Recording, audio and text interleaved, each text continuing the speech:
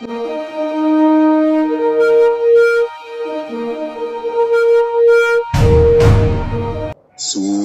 الرعد۔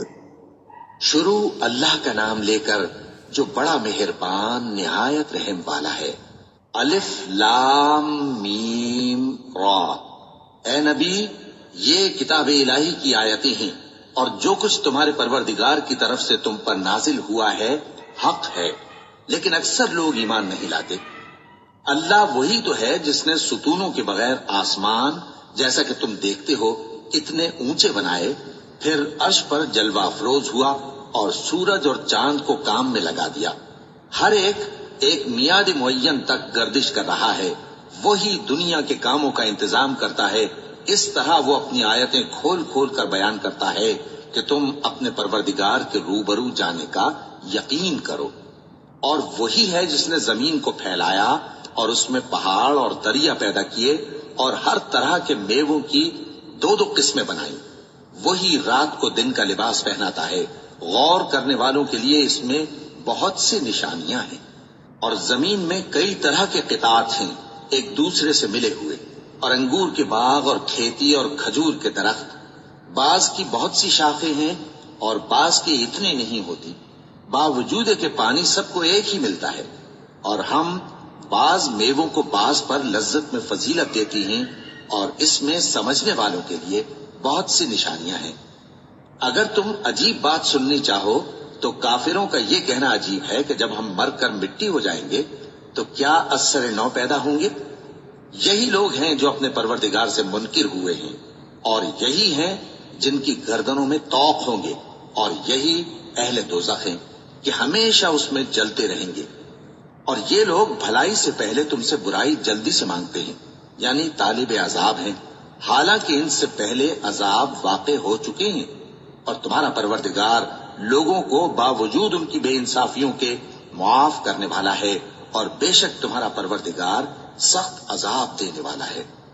اور کافر لوگ کہتے ہیں کہ اس پیغمبر پر اس کے پروردگار کی طرف سے کوئی نشانی کیوں نازل نہیں ہوئی؟ اے نبی، تم تو صرف خبردار کرنے والے ہو، اور ہر ایک قوم کے لیے رہنما ہوا کرتا ہے۔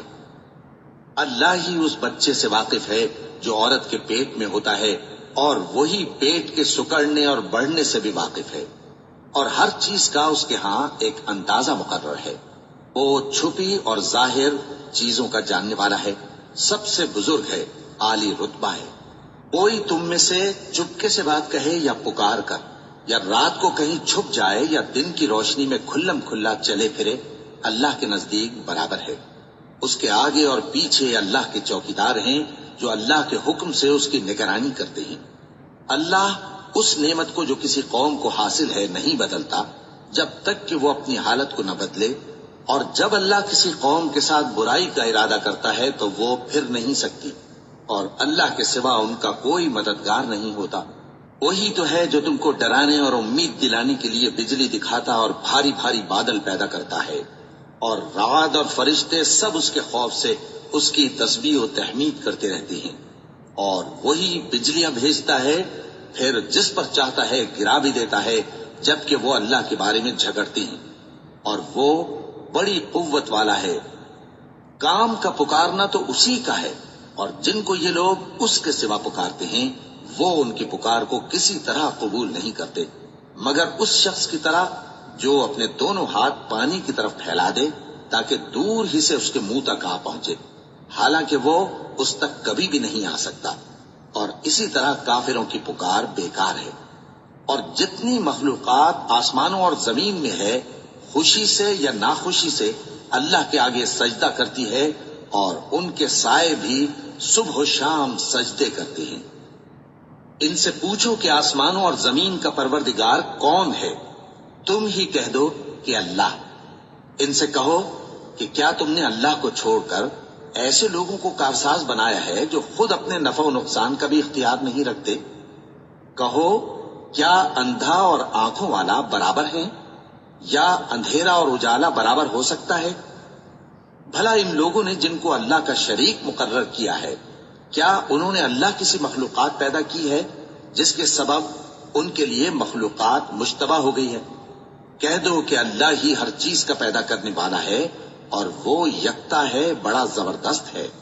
اسی نے آسمان سے مے برسایا، پھر اس سے اپنے اپنے اندازے کے مطابق نالے بہہ نکلے، پھر پانی پر پھولا ہوا جھاگ آ گیا۔ اور جس چیز کو زیور یا کوئی اور سامان بنانے کے لیے آگ میں تپاتے ہیں اس میں بھی ایسا ہی جھاگ ہوتا ہے۔ اس طرح اللہ حق و باطل کی مثال بیان فرماتا ہے۔ سو جھاگ تو سوکھ کر زائل ہو جاتا ہے، اور پانی جو لوگوں کو فائدہ پہنچاتا ہے وہ زمین میں ٹھہرا رہتا ہے۔ اس طرح اللہ صحیح اور غلط کی مثالیں بیان فرماتا ہے تاکہ تم سمجھو۔ جن لوگوں نے اللہ کے حکم کو قبول کیا ان کی حالت بہت بہتر ہوگی، اور جنہوں نے اس کو قبول نہ کیا، اگر روئے زمین کے سب خزانے ان کے اختیار میں ہوں تو وہ سب کے سب اور ان کے ساتھ اتنے ہی اور نجات کے بدلے میں صرف کر ڈالیں، مگر نجات کہاں؟ ایسے لوگوں کا حساب بھی برا ہوگا اور ان کا ٹھکانہ بھی دوزخ ہے، اور وہ بری جگہ ہے۔ بھلا جو شخص یہ جانتا ہے کہ جو کچھ تمہارے پروردگار کی طرف سے تم پر نازل ہوا ہے حق ہے، وہ اس شخص کی طرح ہے جو اندھا ہے، اور سمجھتے تو وہی ہیں جو عقل مند ہیں، جو اللہ کے عہد کو پورا کرتے ہیں اور قول و قرار کو نہیں توڑتے، اور جن رشتوں کے جوڑے رکھنے کا اللہ نے حکم دیا ان کو جوڑے رکھتے، اور اپنے پروردگار سے ڈرتے رہتے اور برے حساب سے خوف رکھتے ہیں، اور جو اپنے پروردگار کی خوشنودی حاصل کرنے کے لیے مصائب پر صبر کرتے ہیں اور نماز پڑھتے ہیں، اور جو مال ہم نے ان کو دیا ہے اس میں سے پوشیدہ اور ظاہر خرچ کرتے ہیں اور نیکی سے برائی کو دور کرتے ہیں، یہی لوگ ہیں جن کے لیے عاقبت کا گھر ہے، یعنی ہمیشہ رہنے کے باغات جن میں وہ داخل ہوں گے، اور ان کے باپ دادوں اور بیویوں اور اولاد میں سے جو نیکوکار ہوں گے وہ بھی بہشت میں جائیں گے، اور فرشتے بہشت کے ہر ایک دروازے سے ان کے پاس آئیں گے اور کہیں گے تم پر سلام ہو، یہ تمہاری ثابت قدمی کا بدلہ ہے، اور عاقبت کا گھر خوب گھر ہے۔ اور جو لوگ اللہ سے پختہ عہد کر کے اس کو توڑ ڈالتے اور جن رشتوں کے جوڑے رکھنے کا اللہ نے حکم دیا ہے ان کو قطع کر دیتے اور ملک میں فساد کرتے ہیں، ایسوں پر لعنت ہے اور ان کے لیے برا انجام ہے۔ اللہ جس کا چاہتا ہے رزق فراخ کر دیتا ہے اور جس کا چاہتا ہے تنگ کر دیتا ہے، اور کافر لوگ دنیا کی زندگی پر خوش ہو رہے ہیں، اور دنیا کی زندگی آخرت کے مقابلے میں بہت تھوڑا سامان ہے۔ اور کافر کہتے ہیں کہ اس پیغمبر پر اس کے پروردگار کی طرف سے کوئی نشانی کیوں نازل نہیں ہوئی؟ کہہ دو کہ اللہ جسے چاہتا ہے گمراہ کرتا ہے، اور جو اس کی طرف رجوع ہوتا ہے اس کو اپنی طرف کا رستہ دکھاتا ہے، یعنی ان کو جو ایمان لاتے اور جن کے دل اللہ کی یاد سے آرام پاتے ہیں ان کو۔ اور سن رکھو کہ اللہ کی یاد سے ہی دل آرام پاتے ہیں۔ جو لوگ ایمان لائے اور عمل نیک کیے ان کے لیے خوشحالی اور عمدہ ٹھکانہ ہے۔ جس طرح ہم پہلے پیغمبر بھیجتے رہے ہیں اسی طرح اے نبی ہم نے تم کو اس امت میں جس سے پہلے بہت سی امتیں گزر چکی ہیں بھیجا ہے، تاکہ تم ان کو وہ کتاب جو ہم نے تمہاری طرف بھیجی ہے پڑھ کر سنا دو۔ اور یہ لوگ رحمان کو نہیں مانتے۔ کہہ دو وہی تو میرا پروردگار ہے، اس کے سوا کوئی معبود نہیں، میں اسی پر بھروسہ رکھتا ہوں اور اسی کی طرف رجوع کرتا ہوں۔ اور اگر کوئی قرآن ایسا ہوتا کہ اس کی تاثیر سے پہاڑ چل پڑتے یا زمین پھٹ جاتی یا مردوں سے کلام کر سکتے تو کیا یہ لوگ ایمان لے آتے؟ بات یہ ہے کہ سب باتیں اللہ کے اختیار میں ہیں، تو کیا مومنوں کو اس سے اطمینان نہیں ہوا کہ اگر اللہ چاہتا تو سب لوگوں کو ہدایت کے رستے پر چلا دیتا؟ اور کافروں پر ہمیشہ ان کے اعمال کے بدلے آفت آتی رہے گی یا ان کے مکانات کے قریب نازل ہوتی رہے گی یہاں تک کہ اللہ کا وعدہ آ پہنچے۔ بے شک اللہ وعدہ خلاف نہیں کرتا۔ اور تم سے پہلے بھی رسولوں کے ساتھ تمسخر ہوتے رہے ہیں، تو میں نے کافروں کو مہلت دی، پھر میں نے ان کو پکڑ لیا۔ سو دیکھ لو کہ میرا عذاب کیسا رہا۔ تو کیا وہ جو ہر شخص کے اعمال کا نگراں و نگہبان ہے وہ بتوں کی طرح بے علم و بے خبر ہو سکتا ہے؟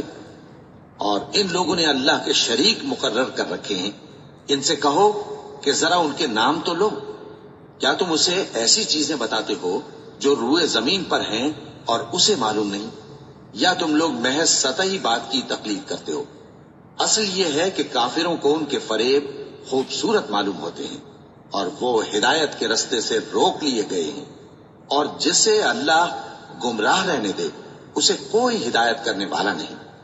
ان کو دنیا کی زندگی میں بھی عذاب ہے اور آخرت کا عذاب تو بہت ہی سخت ہے، اور ان کو اللہ کے عذاب سے کوئی بھی بچانے والا نہیں۔